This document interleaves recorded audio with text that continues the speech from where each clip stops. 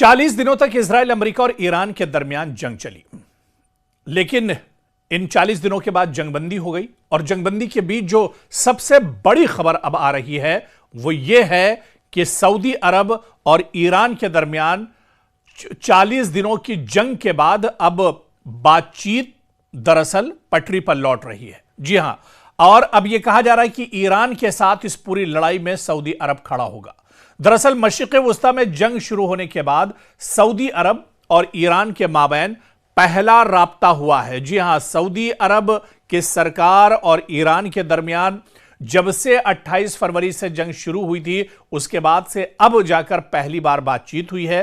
खुद सऊदी वजारत खारजा के एक बयान के मुताबिक सऊदी वजीर खारजा शहजादा फैसल बिन फरहान को अपने ईरानी हममंसब अब्बास इराक्ची की टेलीफोन कॉल मौसूल हुई है और टेलीफोनिक राब्ते में खित्ते में कशीदगी कम करने के तरीकों पर तबादला ख्याल किया गया है ताकि खित्ते में सलामती और इस्तेहकाम एक तरह से वापस लौट सके।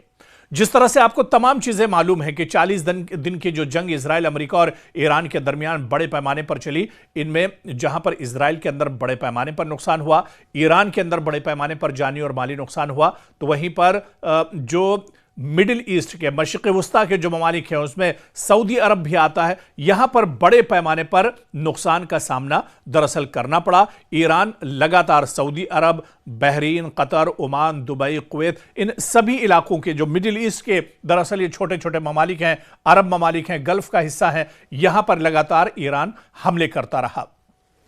लेकिन 28 फरवरी को मशरिक़ वुस्ता में जंग शुरू होने के बाद फरीक़ैन के माबैन अब पहला राब्ता हुआ है। सऊदी अरब और ईरान के बीच में अब पहला दरअसल राब्ता हुआ है और यहां के वज़ीर ख़ारजा ने आपस में फ़ोन पर बातचीत की है। दरअसल सऊदी अरब और ईरान के ताल्लुकात हमेशा एक जैसे नहीं रहे। 1979 का ईरान इनकलाब की अगर बात की जाए तो इसके बाद ईरान एक इस्लामी जमहूरिया बन गया जिसने खित्ते में अपने असर और रसूख को बढ़ाने की कोशिश की। सऊदी अरब ने ईरान के इनकलाबी नज़रियात को अपने लिए ख़तरा समझा। दोनों ममालिक मुख्तलिफ इलाकाई तनाज़ात में मुखालिफ फरीकों की हिमायत करते रहे, जैसे यमन, शाम और लबनान वगैरह। लेकिन मौजूदा में आप देखिए कि जिस तरह से जंगबंदी हुई उसको लेकर जिस तरह से जंग चली 40 दिनों की, और उसके बाद अमरीकी तंसीबात को निशाना बनाने के लिए ईरान ने लगातार सऊदी अरब या इस तरह से मशरिक़ वुस्ता के दूसरे जो ममालिक हैं वहाँ पर लगातार हमले किए और ऐसे में एक बार फिर से कशीदगी आई। हालांकि गुज़िश्ता चंद सालों में ताल्लुकात में बड़ी तब्दीली भी देखने को मिली। साल 2023 में अहम पेशरफ्त हुई जब चीन की सालसी में सऊदी अरब और ईरान ने सिफारती ताल्लुकात बहाल करने का ऐलान किया। सिफारत खाने दोबारा खोले गए और आला सतही मुलाकातें शुरू हुई। कशीदगी में कमी आई और ख़ासतौर पर यमन के मामले में एक तरह से कमी देखी गई।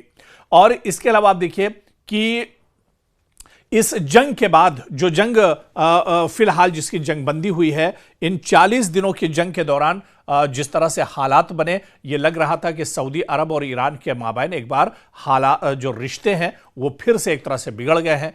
बहुत प्रोपेगेंडा भी दरअसल इस जंग के दौरान किया गया। शिया सुन्नी आपस में लड़ाने की कोशिश की गई, ईरान और सऊदी अरब को एक दूसरे के सामने खड़ा करने की कोशिश की गई और इस तरह के बहुत से प्रोपेगेंडे एक तरह से आजमाए गए। लेकिन यह अच्छी खबर है कि इस बीच जब जंगबंदी चल रही है तो ईरान और सऊदी हुकूमत ने अब एक दूसरे के करीब आते हुए दिख रहे हैं। ये मशरिक़ वुस्ता के लिए बहुत अहम है, सऊदी अरब के लिए बहुत अहम है, ईरान को भी इससे एक बड़ी मजबूती मिलेगी। और माहिरीन ये मानकर चल रहे हैं कि अगर ये मजबूती आती है तो इससे मशरिक़ वुस्ता में इजराइल और अमेरिका को बहुत बड़ा झटका एक तरह से लग सकता है। लेकिन दरअसल ये बातचीत की शुरुआत है। ये बातचीत कहां पर जाकर थमती है, कितनी मजबूत दोस्ती होती है, या फिर से जिस तरह से दोनों मुल्क पटरी पर लौट रहे हैं, ताल्लुकात और रिश्ते पटरी पर लौट रहे हैं, ये कहां तक चीजें चलेंगी, कितने रिश्ते हमवार होंगे,